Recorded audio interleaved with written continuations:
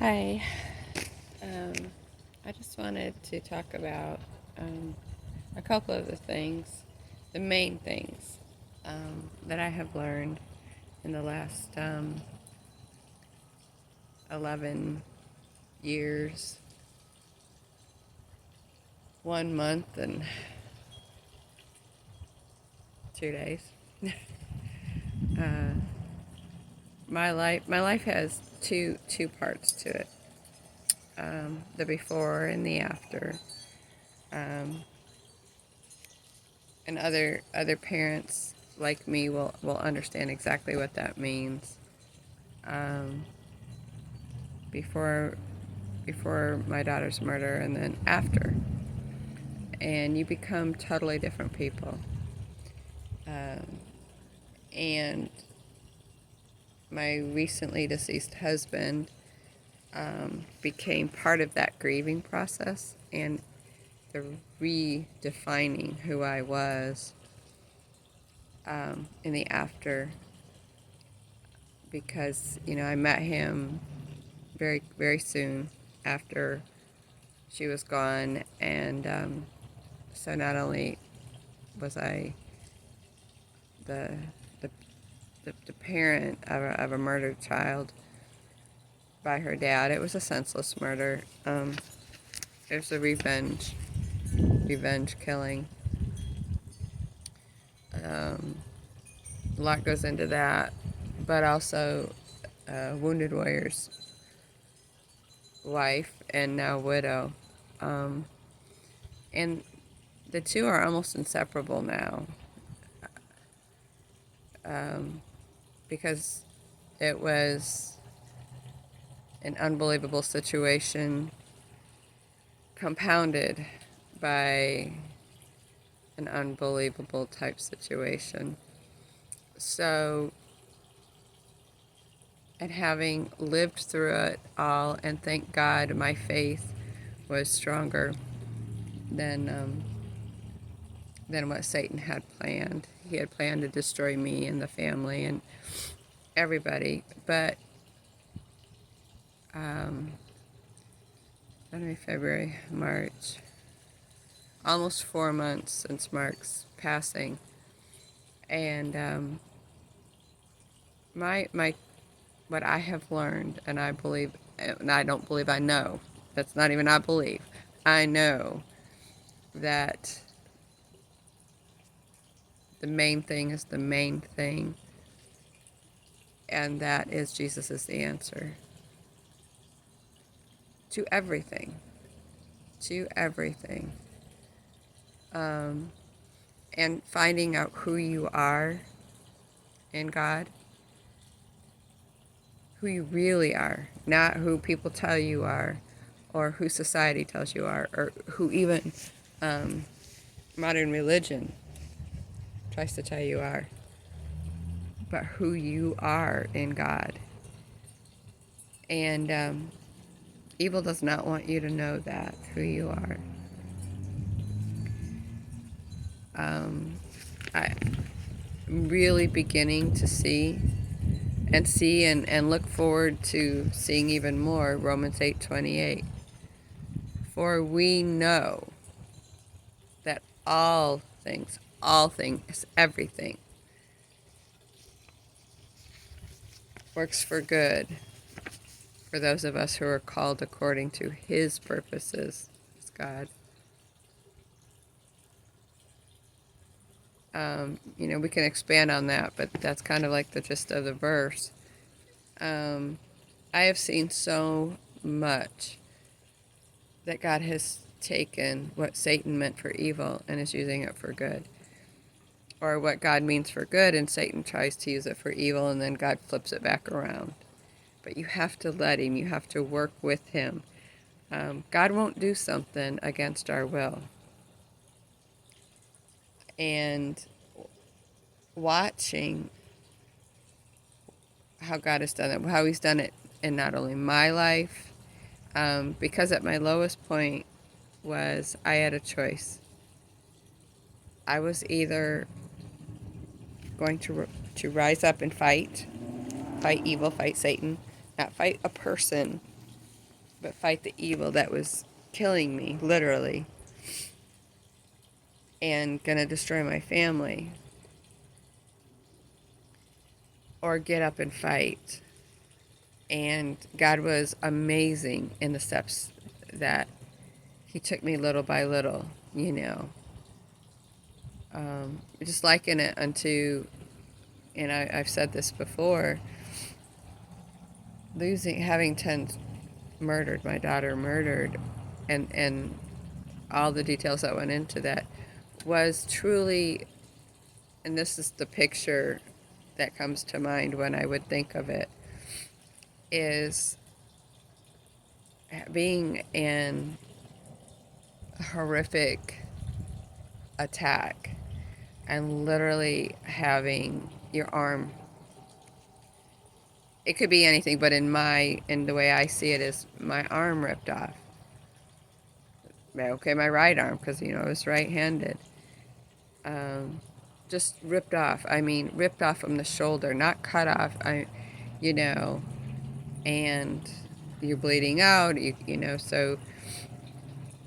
So then you go through the coma phase, and slowly and very slowly, you're on life support, and then you come off life support, and you have to learn how to redo everything, and multiple surgeries. Just envision what, vets or people that have been in horrific accidents and survived, can picture that. And through it all, that there is no way that you're going to make it well and to be all that God has for you to be without Jesus, without that faith, without His strength and power and His presence. And He's full of grace and mercy. And then watching my husband, who, and I do believe that I do believe him now that he loved me more than, any other person out there, even though, he cheated, and I don't know the truth of whatever he told her or didn't, but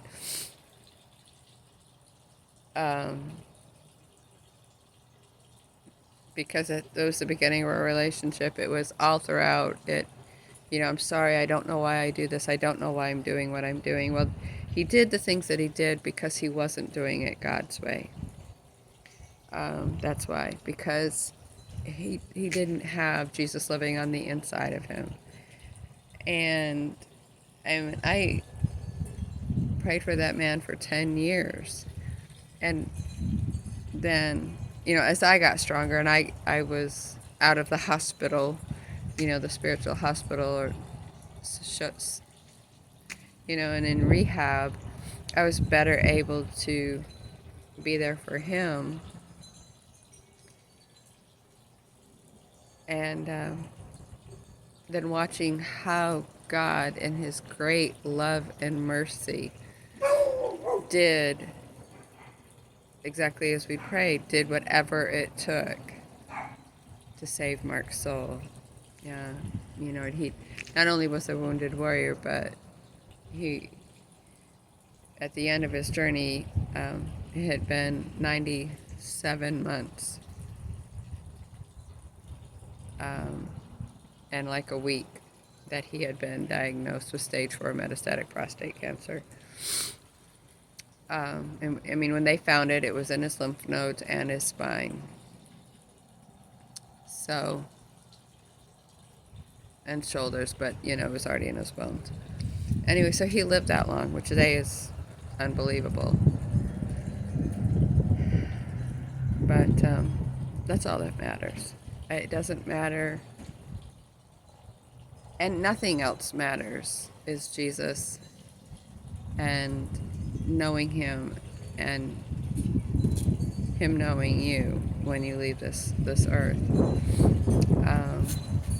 So that's the big one, Romans 8:28. Well, Jesus is the answer, period.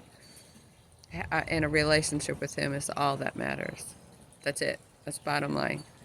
Everything else is just extra.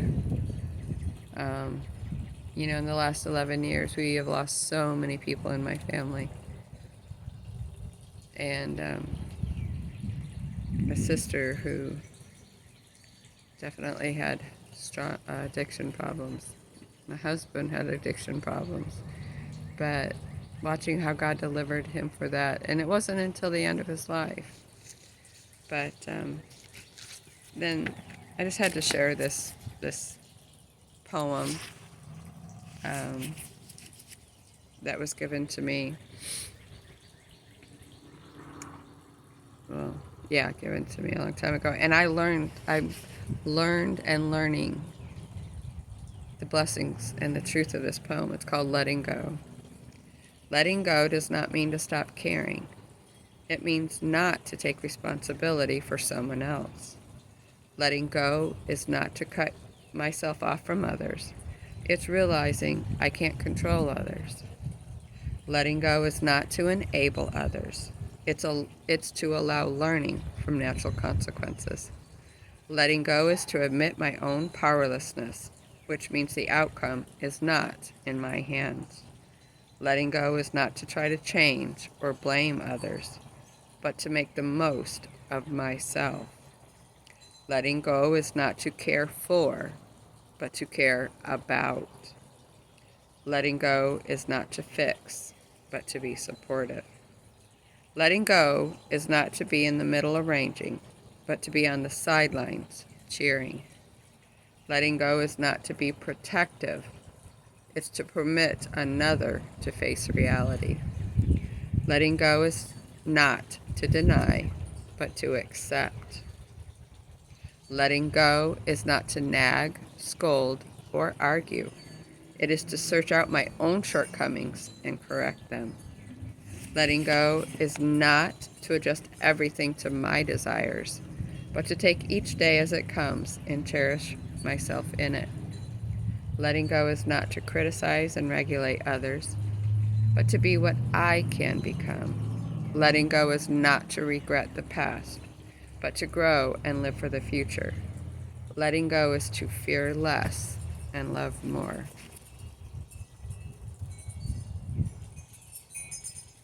Just as it says in the Serenity Prayer, God, grant us the serenity to accept the things that we cannot change, the courage to change the things we can, and the wisdom to know the difference.